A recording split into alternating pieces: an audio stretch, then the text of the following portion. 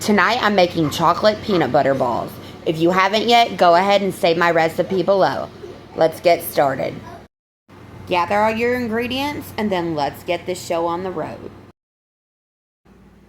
You're going to need 3 cups of powdered sugar, half a cup of butter, 1 teaspoon of vanilla extract, 1.5 cups of peanut butter, and then this is a 24-ounce bag of chocolate candy coating. We're only going to be using 12 ounces of this. So grab you a large bowl and let's get started. Add your 1.5 cups of peanut butter to your large bowl. You can use creamy or you can use the crunchy. It's up to you.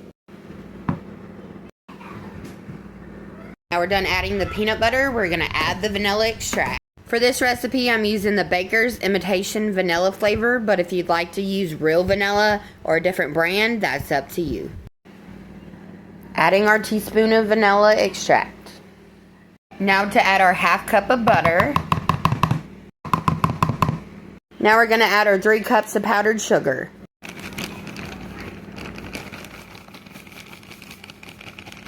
We're going to mix this until it forms a soft Play-Doh-like consistency. We're slowly but surely getting there. I'm going to go ahead and roll these into balls, and then I'm going to line a pan. After lining my pan, I like to place these in the freezer for about an hour to 2 hours to get firm before I start dipping them in chocolate.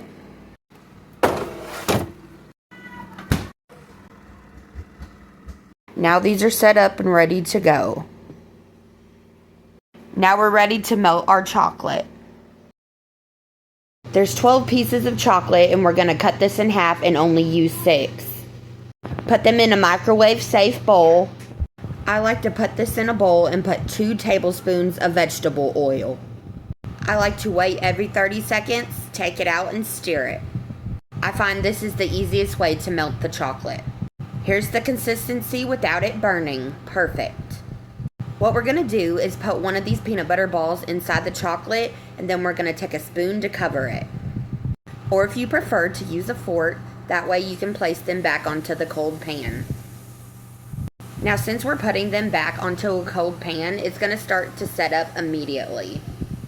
But that's okay because these are going back in the freezer for 5 minutes.